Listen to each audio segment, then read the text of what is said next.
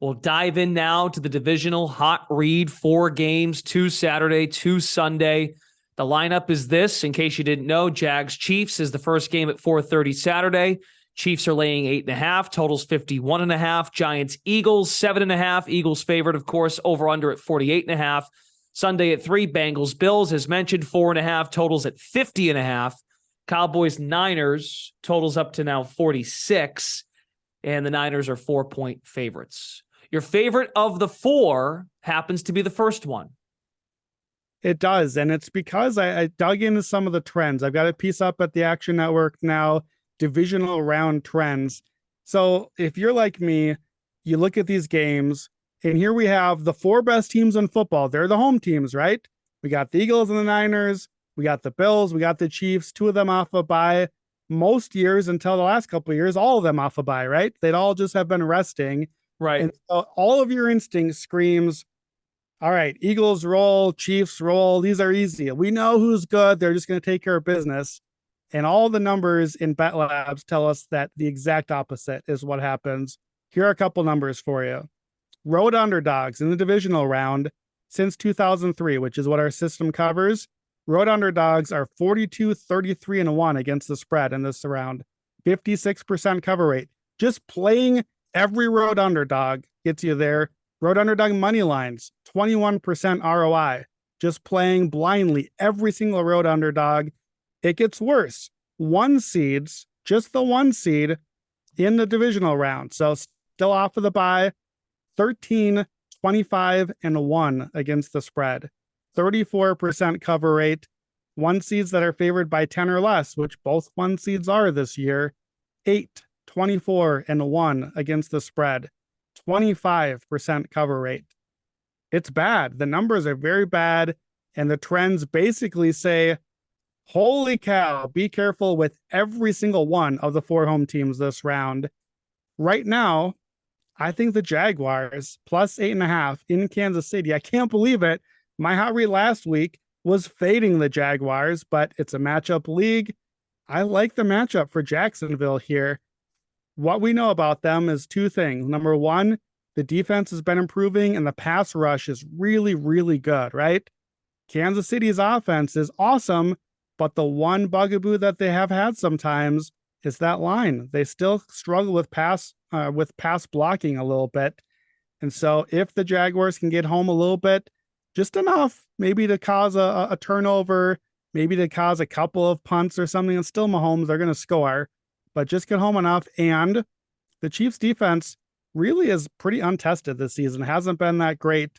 I think the Chiefs defense against this red hot Trevor Lawrence offense, their passing is very good. In a lot of ways, the Jaguars are kind of a mini version of the Chiefs, right? Lawrence is not Mahomes. The defense is like, it's not the same, but they're kind of the same. We just want to pass on you and rush our pass rush and try to get home. And I hate to say it, but in the playoffs, maybe Doug Peterson over Andy Reid. Like, is that crazy? I know Andy is a Hall of Famer and has got his ring and everything, but Doug Peterson is 6-0 against the spread as an underdog in the playoffs. And, I think he has a good chance to get another cover here. He's 5-1 outright in those games as an underdog. Pat Mahomes, we know, as a favorite over a touchdown, always a good spot to fade there. I like the Jaguars here. Am I crazy on this one? I have 2 thoughts on this. A, from a gambling perspective, knowing that the public money might come in on the Chiefs, do you wait? Like, why take the 8.5 now? Or do you fear that it could drop to 7.5? No, that's fair. This is probably not a hot read per se, in that I have not put in my bet on this one yet. I did my analysis today. This is almost certainly the side I will be on, but you're right. I think that there is a very good chance, at the very least, for teaser protection. I think we get to 9.5. We probably get to 10. So I think you probably don't need to rush and grab this one, and you might get a better line later on. So that's a good point. Not a traditional hot read here, but for now, if I was going to make a bet right now on the board, I think this is probably the one that I'd be looking at. Okay, my second thought would be, when they've played the Jaguars, they've played a good team. Even the Chargers game, they get behind to good teams quickly. Dallas 14-0 right out of the chute, if I remember correctly. Yes, Dallas had a big lead in that game, 21-7 at one point. Baltimore, remember the Baltimore game? They had that game. That was the Ravens once again blowing a second half, which that became a theme for them. But Jags contributed to that and had to pull something out of their keisters and make a comeback there. The Chiefs game, they lost by 10. They met in the regular season. Kansas City got out to an early lead. I'm concerned. You're looking at a backdoor situation here, Brandon. That's what you're hoping for here, probably. If I had to guess.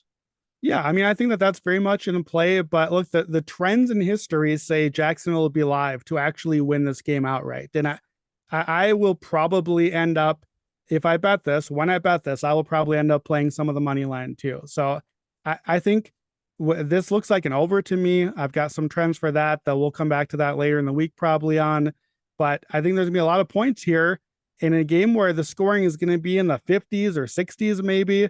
Touchdown, back and forth touchdown. Like there's always another score waiting.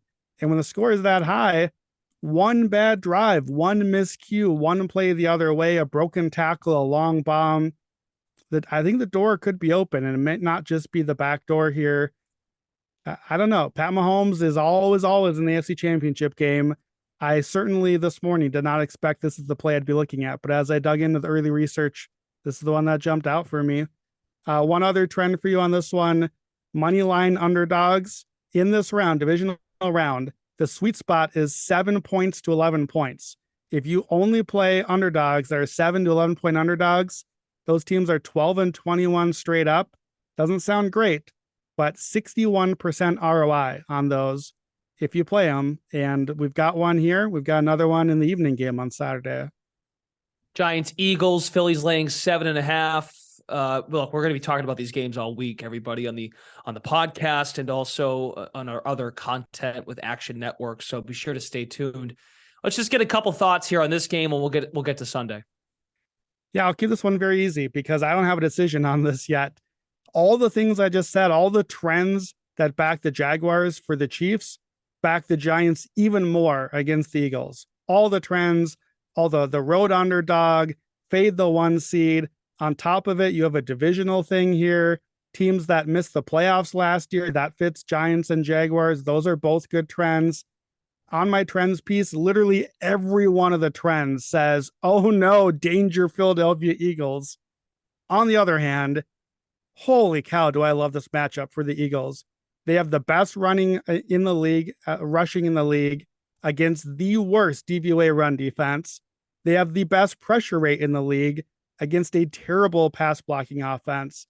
This feels like the 48-22 game that these teams played a couple months ago. Right. But those trends are way opposite in my favor. I don't know what I'm doing here. I don't know if I've had a game all year where I felt so clear on one side of the matchup and so awful on the trends on the other side. I will have to come back to this one. But if your trends better, bet the Giants. If your matchup's better, bet the Eagles. That's my advice. Yeah, if you want to just dumb this one down, if you liked the Giants to beat the Vikings, well, remember why you did so, because you had no faith in the Vikings. And then don't just let your brain get twisted into a pretzel to think, well, look how they looked against the Vikings. Well, wait a minute. I thought you faded the Vikings. Really, that's why you took the Giants. In most cases, I would like to think. But I know you got to play numbers too, not just the matchup on paper between the two teams. But yes, I think from a matchup standpoint, and the Giants kept it close when they had no one playing, 22-16. Hurts came back. That was week 17. And you mentioned the blowout game from earlier in the year. But yeah, the number is the key there. Okay, Sunday, you alluded to this briefly. The Bills hosting the Bengals. Hard to not look at the Bengals' injuries on their defense, and we've talked about their offensive line extensively. Yeah, I think you don't want to bet this one right now because the number is in the no-fly zone, -5, 5.5. It's not going to stay there. We're going to go up a point or down a point. You got to wait and see where these injuries line up. Another injury we didn't mention, Micah Hyde for the Bills might come back. He's been practicing a little bit. That would be especially big in this game because he's so important to their passing defense against Joe Burrow, Jamar Chase, T. Higgins, all these guys. So you got to wait and see where the injuries come up on this one. The one thing I'm most confident in this game is I think the Bills score. I think the Bills are going to get their points. So I would maybe take a Bills team total over 27.5 right now if I had to play one. I took the Bills -3.5 already. I feel good about it, but I'm not rushing out to grab the 5 right now because we got to wait and see where the line moves. The whole point of grabbing the 3.5 was to get it before the line kind of jump back up with some of the injury fears. So I think too, as bettors, we need to be cognizant of, look, we just had this game, right? Like 3 weeks ago, and then we didn't have the game.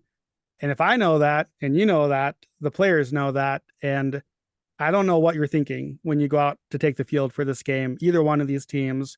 You got to have a lot of emotions coming back from that game that was not long ago here. So I think for me, I'm probably going to tiptoe in on this one and probably not go too heavily.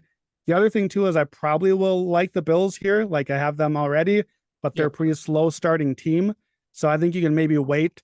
This feels like a back and forth game, kind of like Bills Chiefs last year. So I think if you like the Bills, you not only should wait right now, you maybe just wait and go live, because maybe the Bengals get an opening touchdown and you might just end up getting like an even odds money line or something like that along the way. Yeah, I'm going into the Chris Raybon bag of tricks. The Buffalo first half team total is at 13.5. That's the juice is on the over like there, -136. And when Raybon got it, I think he got it at 14 when we did it during the week last week, but the odds shot up to like -150. So that might be worth a look too. You get right below the key number, 14, 2 touchdowns. And they scored 14. Now, I know Miami. I thought Miami did some good things defensively, but they brought it to the Dolphins rather quickly in that ball game. But if you think the back and forth kind of style, but you bring up a good point, the human element here of just the nostalgia of playing that same team again. It's not in Cincinnati, as we know. It's in Buffalo, but those thoughts come up. Is it a slower starting game, feel it out kind of game in the first quarter or so? We'll find out. That's a good one. We're going to break that one apart, just like we were doing leading into Monday night when they were going to meet the first time. That was a game that we all got hyped up about. And of course, all these games deserve that attention. And finally, Cowboys, Niners, San Fran laying 4. I'm curious, had Dallas not looked as good as it did tonight, is that 4 or is it 5 or 6? I don't know. What do you think, Brandon? Yeah, I think it maybe should have been 5 or 6. And I was really hoping, watching this game tonight, maybe we'd get a -2.5 in there. And boy, let me tell you, that would have been the run to the booth hot read. Like, we would have hit record so I could get this thing on the hot read as fast as I could at a 2.5. At 4, I don't know. I still feel pretty good about it. Obviously, it's brand new, so I need a little more time to look into this one. Couple of things here to note. Turnovers, of course, turnovers are always key, but both these teams in particular, we know about all the Dak Prescott interceptions when things don't go well for them. 49ers, in their 4 losses, they've turned it over 11 times and only forced 3. In their 14 wins, they have 29 turnovers to only 6 on their own. So I think that's going to be the key. Dak can't turn it over here. It's going to go south quickly. And then San Fran's pass protection is very good, but we know Micah Parsons. We know that's the thing. Dallas is going to get home. If they get there, this finally is that test you mentioned with Brock Purdy. Here's who they've played so far. Miami, 26 on defense, passing defense. Tampa, 21st. Seattle, 17th. Washington, 16. Vegas, 31. Arizona, 23. Wow. And Seattle this week. I don't have the number there, but it's an average bottom 10 passing DVOA defense. The Cowboys and then the Eagles are both top 5. So that's the big difference here. You've been lighting it up, San Fran. You've been lighting up Brock Purdy, but that's the test. If you think Dallas covers and maybe can win, it has to be because Purdy gets exposed a little bit here and that defense shows up. I don't feel that myself, but we'll see. It's a weird rest spot. Dallas gets 2 days less of rest, which has never happened in playoff history, according to our system. So that's kind of a strange spot here. Again, the trends kind of lean toward Dallas, but least so of any of these teams that we've talked about. So for me, I think this is a spot where Dallas feels overrated after just kicking a lifeless Bucs team to the curb. And I think we're getting a cheap price on the Niners. So I'm probably going to look to grab it early. But man, the trends say to beware our overconfidence in these home teams. If you wind up backing San Francisco, don't you find yourself in a good spot, if I remember correctly? Because if the Cowboys and Eagles meet in the conference title game, you've got that right. Do I have that right? You had them both. That was our Friday future on Green Dot Daily. When Brock Purdy took over, specifically was the angle that the NFC is a 3-team race, but it might be a 2-team race now. They don't have a quarterback anymore. That take has not aged super well. Let's be honest. The Niners are really good. But I wouldn't mind from a futures perspective if we get that Eagles-Cowboys win, because we'd have a ticket on either side for the Super Bowl at that point. That's right. Okay.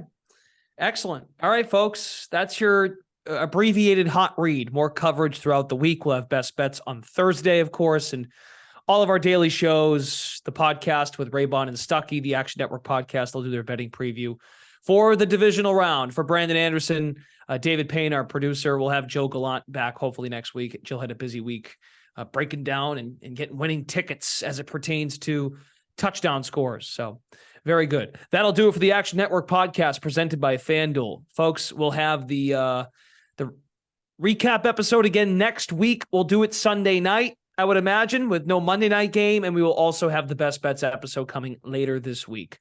We'll talk to you all again real soon. Thanks for listening. And thanks for listening to the Action Network podcast.